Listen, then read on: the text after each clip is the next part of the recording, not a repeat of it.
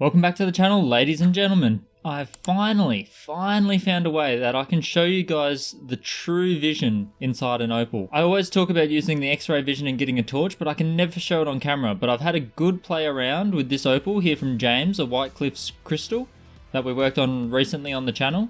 And I mentioned that there's a little bit of a crack. You can see it. It might be a healed crack, but it's definitely a little crack. You can see it just there. So in the face, it's just on this outer edge and you can see it run down the side, but you can't see much more.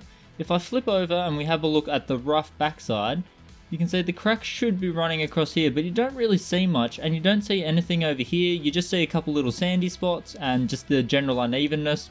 And of course it's foggy because it's not been polished, unlike this side here where you get the nice glossy finish. So it's a beautiful stone, but there's that little bit there, and I'm a little cautious working on the back, and I'll show you why. So here, just behind this, I've got a really non-fancy light setup. Bam! You can now see what I typically see. So you can see this crack that stems from this corner here, casts that shadow right across there. You can see it peters out a little bit towards this end, and that's because it's running along the back of the stone, or close to the back of the stone, but not all the way to the face of the stone. If we flip it over here, you can see it again, just here. So that's the significant end of the crack, and it runs all the way along. But there's a crack that I haven't even seen before, and that runs along here in the back. So that's pretty small, but it is definitely there. So yeah, the camera settings are wild to get this working, but you know what? It's really nice, because this also shows how you can tell where there's sand versus cracks. And whether your crack actually is sand, like a strip of sand in the inclusion, or if it's got sand in it. In this case, it doesn't look like it does. It casts a different shadow if there's actual sand. So all these sandy spots on the back, they're not a huge problem. They're easy. That's an easy scrub up, easy clean up. But here, that crack you can see is much more significant than I thought, and then there's one here that I never even saw. So this is how I'm actually going to look at my opal more often now, because it is a great way to see. It's even better than using my torch, because I can cheat and use the camera magnification like you guys are seeing now, and it spells out a lot more when it comes to sand and inclusions. So this one, unfortunately, I'm a little bit scared to work on the back. We may just have to send as is back to James, because it's still got a great face until you turn on a bit of X-ray vision and look through the stone. But of course, you're not typically looking through the stone if you've got it on display and in your little specimen container, like this one just here. So it is just going to live in there, and it's going to be nice and happy. Look perfectly fine. I probably would be a bit too scared to set it. You could slice and dice this up into a lot of little stones and maybe set those, but I think the stone as is probably isn't going to be the easiest to set, just because of that crack running through the middle and that one in the top edge as well between my two fingers there, right there. So unfortunate, but this stone did have a bit of a, I always get worried. You can see when it's been mined and there's like a chipped out crack or a shattered off part of the stone. It means it has copped a hit at some point, and we all know opal, it doesn't like to get bashed around a lot, so you've got to be really careful. And unfortunately, if it's mined and it's mined with explosives or mined and copped a hit, there is a good chance it's going to crack.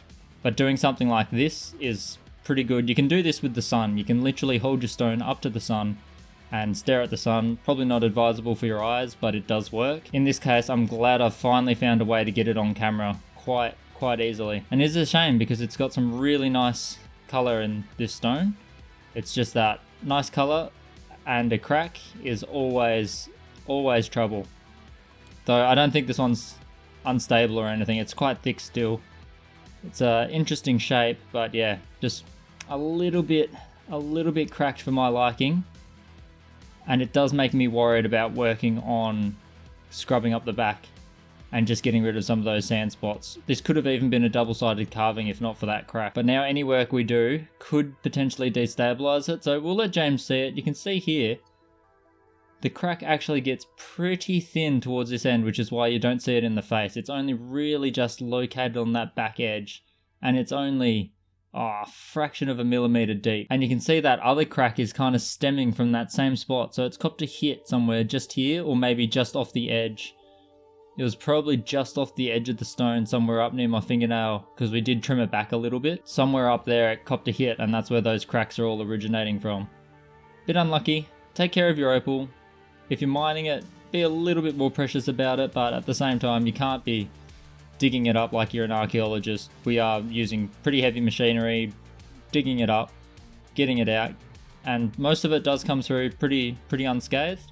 But sometimes you are going to get cracked, especially if you're like us doing the carvings and keeping things in their organic shape. If you're cutting, all you do is you just cut along that line, cab a stone out of here, and you're good to go. But you do lose a lot, but you do end up with a nice stone free from any cracks and blemishes, which really is what we're always aiming for. So unfortunate, but I'm very happy that I found a rustic way of showing you guys this vision that I use all the time and try to explain in the videos, but never quite managed to get it good on camera.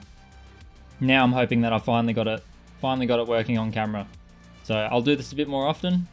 This is literally a bedside lamp, reading light kind of thing, just lying sideways on my bench, and I've still got my big LED panel just up there. And it's giving the stone enough light to see through it, but also enough light for the camera to pick everything up really well. So hopefully that helps. I'll use this more in the future. And yeah, I'll see you in the next one where I will get to carving something. I've got 4 stones on the go. Always got a handful of stones in the dentist chair for the Dremel to drill out. So I'll see you in that video. Take care of your opal and have fun.